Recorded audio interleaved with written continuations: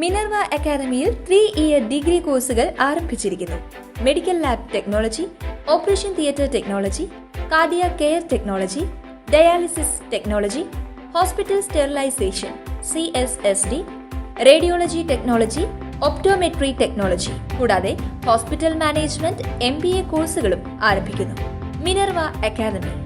Contact number 9995373833 അല്ലെങ്കിൽ 9895841933. Minerva academy, skill and professional studies. Thrissur Pooram കലങ്ങിയതുമായി ബന്ധപ്പെട്ട അന്വേഷണ റിപ്പോർട്ട് തള്ളി കോൺഗ്രസ് നേതാവ് കെ മുരളീധരൻ. ജുഡീഷ്യൽ അന്വേഷണം നടക്കണമെന്ന ആവശ്യത്തിൽ ഉറച്ചു നിൽക്കുന്നു. 3 പ്രധാനപ്പെട്ട കക്ഷികൾ ഇതേ ആവശ്യം ഉന്നയിക്കുമ്പോൾ മുഖ്യമന്ത്രിക്ക് എന്തിനാണ് ഇത്ര വാശിയെന്നും മുരളീധരൻ. തൃശൂർ പൂരം അട്ടിമറിച്ചതിൽ ബാഹ്യ ഇടപെടലുകൾ ഉണ്ടായിട്ടില്ലെന്ന അന്വേഷണ റിപ്പോർട്ടിനോട് പ്രതികരിക്കുകയായിരുന്നു മുരളീധരൻ.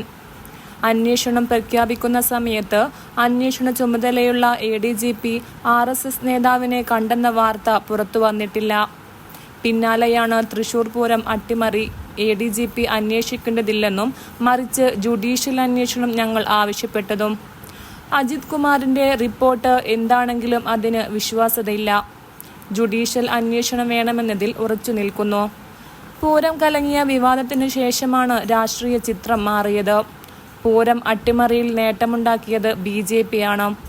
BJPക്ക് കേരളത്തിൽ നിന്നും MP വേണമെന്ന നിർബന്ധം കേരളത്തിന്റെ ചുമതലയുള്ള പ്രകാശ് ജാവദേക്കർ LDF മുൻ കൺവീനർ EP ജയരാജനോട് പറഞ്ഞിരുന്നു. തിരുവനന്തപുരത്തായിരുന്നെങ്കിൽ പൊങ്കാല കലക്കിയേനെ.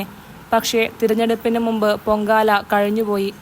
തൃശൂരിൽ BJP വിജയിച്ചതോടെ കരിവന്നൂരും SNC ലാവ്ലിൻ കേസും മുഖ്യമന്ത്രിയുടെ മകൾക്കെതിരായ ആരോപണങ്ങളും ചിത്രത്തിൽ ഇല്ല.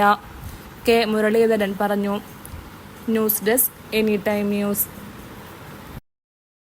കൂടുതൽ വാർത്തകൾക്ക് ഞങ്ങളുടെ ചാനൽ സബ്സ്ക്രൈബ് ചെയ്യുക. ഫേസ്ബുക്ക് ഫോളോ അപ്പ് ചെയ്യുക. വാർത്തകൾ വേഗത്തിലറിയാൻ എനി ടൈം ന്യൂസ്.